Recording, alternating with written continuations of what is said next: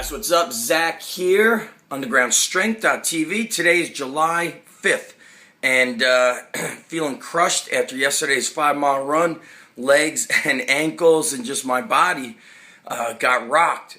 And I want to talk to you about, a lot of you have seen the changes in my mentality, the changes in my training style, the changes in my approach to life through the years, and also just in the past few months. And yesterday was a very big deal to me, and it should be a big deal to you no matter where you live, whether you live in the United States or not.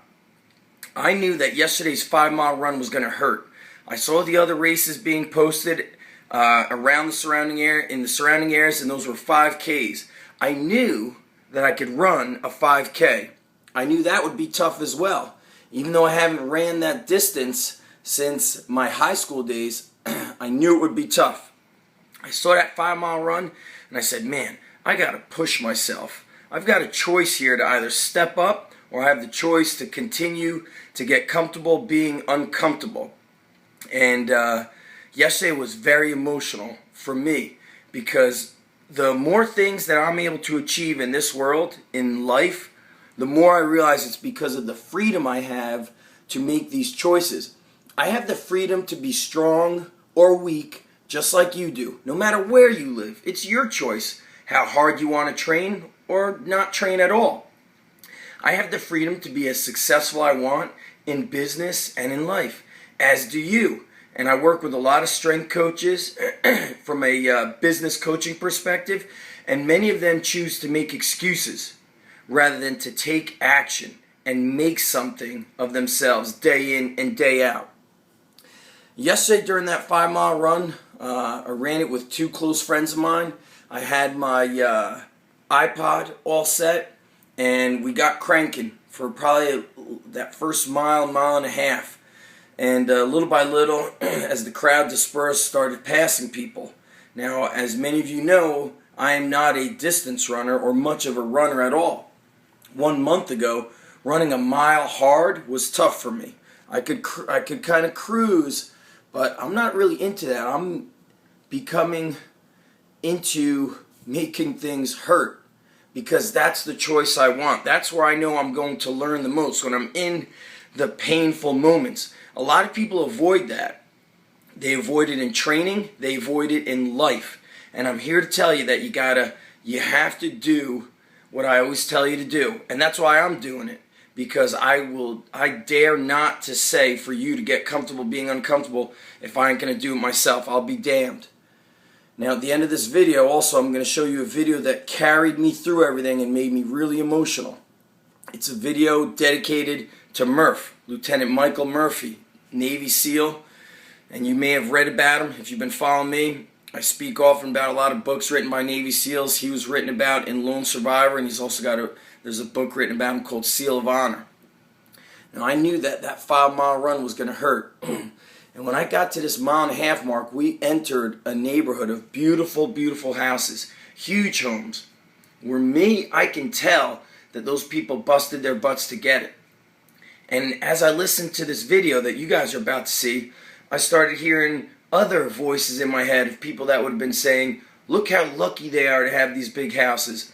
Look how lucky they are to have this job. Look how lucky they are to make all that money. Look how lucky they are. They probably had that money handed to them. Well, maybe they weren't lucky because they had the freedom to do and to become whoever and whatever they wanted to become. They had the freedom to work as hard as they wanted to achieve success or to be lazy, as do you. And as I ran through that neighborhood and I started listening to this video for the first time, it started to get me all teary-eyed. And I started setting these mini goals where every time I saw somebody in front of me, I wanted to pass that person. Pass him, pass her, catch up to him, pass her. And one by one, I started picking up my pace, passing one person after another. I did not want to just cruise through this 5-mile run. I wanted to make it hurt because I knew that's how I would learn the most from it, and I would get the most spiritually and just physically and emotionally. I wanted to push. I wanted that fucking run to hurt. And that's what a lot of you people do. You avoid anything that hurts. And sometimes you got to go through some hurt to get to the good part. When I was running through that neighborhood of those beautiful homes, it was raining. It was cloudy and dark. And right when I finished that neighborhood area, the clouds and the rain stopped. The video ended all at the same time. It hit me like a ton of bricks. I got even more emotional. Boom. I put a repeat on that YouTube video. I started running harder. I started pushing more.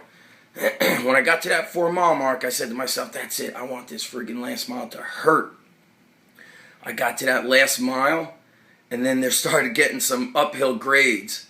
Okay? Tough enough where my legs were already crushed at the 3-mile mark. But I knew I had to just keep pushing. I got to that 4-mile mark, and I just kept pushing. Going up those hills, it was starting to hurt like hell. And I blocked it out because I remembered that I have the freedom to run. I have the freedom to be weak or strong. I have the freedom to push harder or to give up and quit, as do you. I played that video which you guys are about to see, and as I saw that finish line, I saw the people kind of cruising their way in. Boom, I put on all cylinders and I hauled ass through there. And when I finished that run, my emotions were coming out. I had tears in my eyes. I was grateful that I was able to do what I did. My goal was to make it through that 5 miles without stopping. I made it through the entire thing. I didn't stop once. After that first quick sip of water I had at that mile or mile and a half mark, I didn't allow myself to drink any more water. Too easy. Stop making things easy on yourself. Get committed. Step it up. Go hard. Don't be afraid to hurt a little bit. You have the freedom to do whatever it is that you want, to be as successful as you want, to be as strong or as weak as you want. The choice is yours. Check out this next video. Would love to hear your comments. I will post the specific blog post on this YouTube video at undergroundstrength.tv. Drop me a comment. I want to hear what freedom means to you. Peace. Michael also earned the respect of his men. They remember a wise-cracking friend who went by Mikey or Murph. They remember a patriot who wore a New York City firehouse patch on his uniform in honor of the heroes of 9/11. And they remember an officer who respected their opinions and led them with an understated yet unmistakable sense of command. Together, Michael and his fellow SEALs deployed multiple times around the world in the war against the extremists and radicals. And while their missions were often carried out in secrecy, their love of country and devotion to each other was always clear. On June 28, 2005, Michael would give his life for these ideals. While conducting surveillance on a mountain ridge in Afghanistan, he and 3 fellow SEALs were surrounded by a much larger enemy force. Their only escape was down the side of a mountain, and the SEALs launched a valiant counterattack while cascading from cliff to cliff. But as the enemy closed in, Michael recognized that the survival of his men depended on calling back to the base for reinforcements. With complete disregard for his own life, he moved into a clearing where his phone would get reception. He made the call, and Michael then fell under heavy fire. Yet his grace and upbringing never deserted him. Though severely wounded, he said thank you before hanging up and returned to the fight before losing his life. Unfortunately, the helicopter carrying the reinforcements never reached the scene. It crashed after being struck by a rocket-propelled grenade.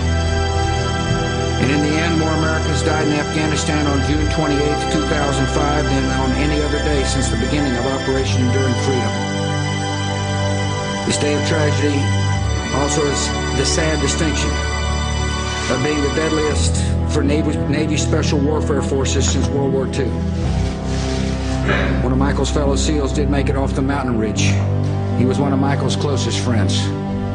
Petty Officer Marcus Luttrell of Texas, author of a riveting book called Lone Survivor, put it this way: Mikey was the best officer I ever knew, an iron-souled warrior of colossal and almost unbelievable courage in the face of the enemy. For his courage, we award Lieutenant Michael Murphy the First Medal of Honor for combat in Afghanistan. And with this medal, we acknowledge a debt that will not diminish with time and can never be repaid. Our nation is blessed to have volunteers like Michael, who risk their lives for our freedom. We're blessed to have mothers and fathers like Maureen and Dan Murphy, who raise sons of such character and courage.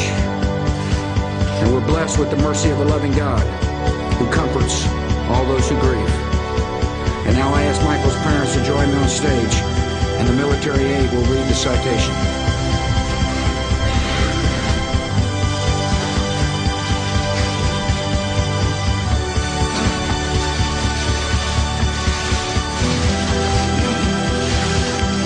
The President of the United States of America, in the name of Congress, takes pride in presenting the Medal of Honor to Lieutenant Michael P. Murphy, United States Navy. For conspicuous gallantry and intrepidity at the risk of his life above and beyond the call of duty as the leader of a special reconnaissance element with Naval Special Warfare Task Unit Afghanistan on 27 and 28 June 2005. While leading a mission to locate a high-level anti-coalition militia leader, Lieutenant Murphy demonstrated extraordinary heroism in the face of grave danger in the vicinity of Asadabad and Konar Province, Afghanistan. On 28 June 2005, operating in an extremely rugged enemy-controlled area, Lieutenant Murphy's team was discovered by anti-coalition militia sympathizers, who revealed their position to Taliban fighters. As a result, between 30 and 40 enemy fighters besieged his four-member team. Demonstrating exceptional resolve, Lieutenant Murphy valiantly led his men in engaging the large enemy force. The ensuing fierce firefight resulted in numerous enemy casualties, as well as the wounding of all four members of his team. Ignoring his own wounds and demonstrating exceptional composure, Lieutenant Murphy continued to lead and encourage his men. When the primary communicator fell mortally wounded, Lieutenant Murphy repeatedly attempted to call for assistance for his beleaguered teammates. Realizing the impossibility of communicating in the extreme terrain, and in the face of almost certain death, he fought his way into an open terrain to gain a better position to transmit a call. This deliberate, heroic act deprived him of cover, exposing him to direct enemy fire. Finally achieving contact with his headquarters, Lieutenant Murphy maintained his exposed position while he provided his location and requested immediate support for his team. In his final act of bravery, he continued to engage the enemy until he was mortally wounded, gallantly giving his life for his country and for the cause of freedom.